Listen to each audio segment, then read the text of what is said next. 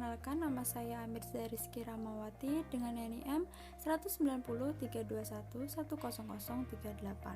Kali ini saya akan membahas tentang poster yang saya buat, yaitu karakteristik pasar output dan pasar input.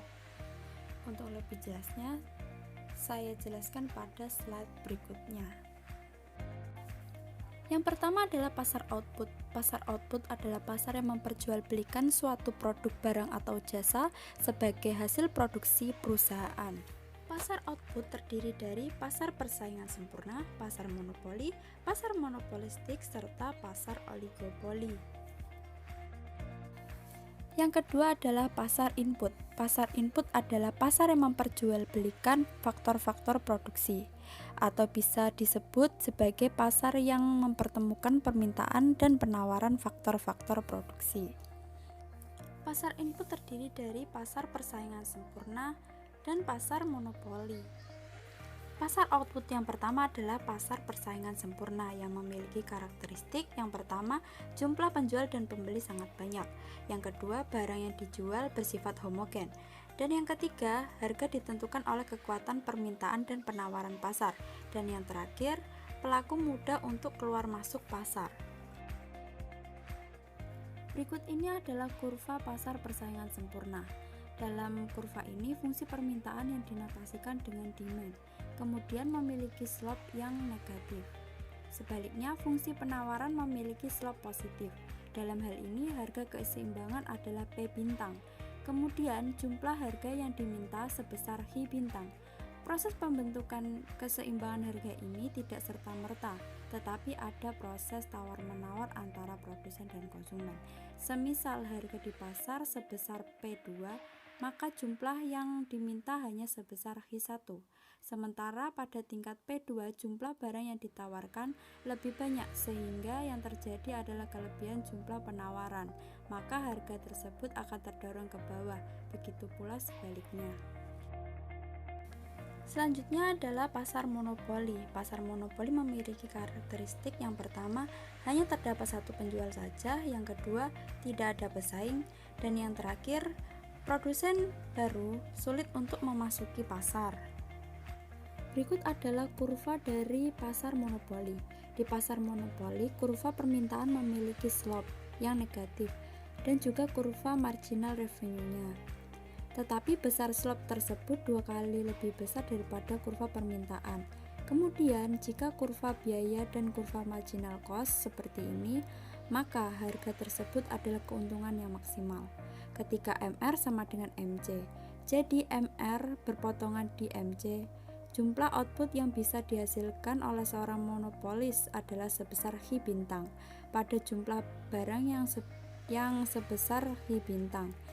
Ini menunjukkan bahwa seorang monopolis akan menjual barangnya sebesar P bintang. Dalam hal ini, penerimaan seorang monopolis sebesar H bintang. Kemudian adalah pasar monopolistik yang memiliki karakteristik yang pertama, terdapat banyak perusahaan, yang kedua, produk yang dihasilkan memiliki ciri khas tersendiri, yang ketiga, perusahaan hanya memiliki sedikit wewenang untuk menentukan harga. Yang keempat adalah sangat aktif dalam persaingan iklan. Berikut adalah kurva dari pasar monopolistik.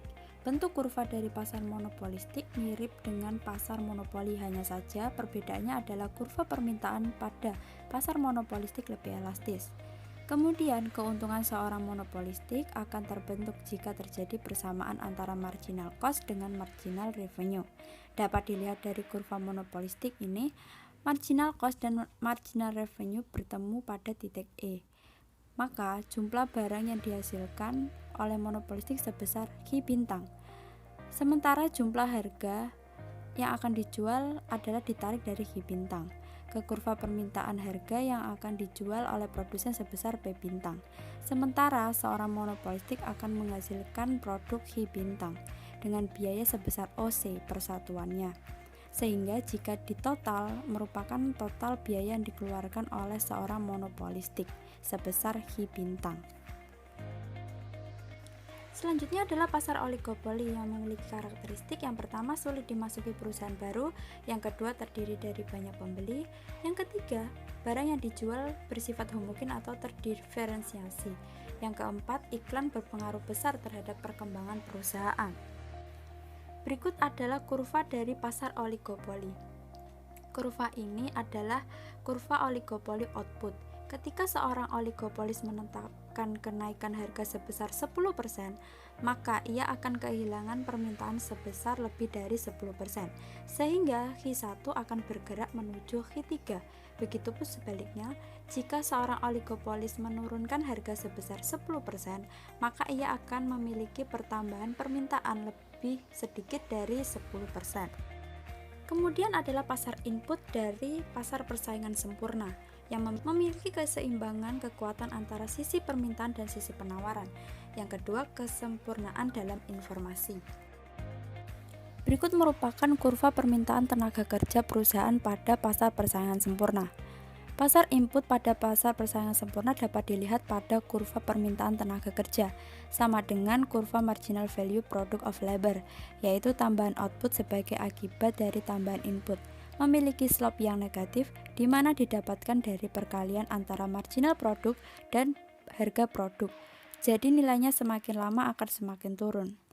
Dapat diketahui marginal produk memiliki bentuk seperti huruf U yang terbalik, yaitu ada titik maksimal, setelah itu penambahan input justru menurunkan penambahan outputnya. Marginal produk jika dikalikan dengan harga maka akan menghasilkan marginal value. Produk marginal value inilah yang merupakan kurva permintaan tenaga kerja pada pasar persaingan sempurna. Selanjutnya adalah pasar monopoli. Pasar monopoli ini memiliki karakteristik, yaitu yang pertama, pekerja membentuk perserikatan. Yang kedua, perserikatan pekerja memiliki kekuatan untuk menentukan upah. Berikut merupakan kurva permintaan tenaga kerja pada perusahaan monopoli. Perusahaan monopoli akan terus menambah jumlah pemakaian inputnya sepanjang tambahan penerimaan yang diperoleh dari penambahan input. Penambahan input tersebut masih lebih besar dari biaya upah tenaga kerja. Pada perusahaan monopoli, nilai MR selalu lebih rendah dari P pada berbagai tingkat output, sehingga kurva MRPL selalu lebih rendah dari MVPL pada berbagai tingkat pemakaian input. Sekian video dari saya, apabila ada kesalahan saya mohon maaf, semoga bermanfaat. Terima kasih.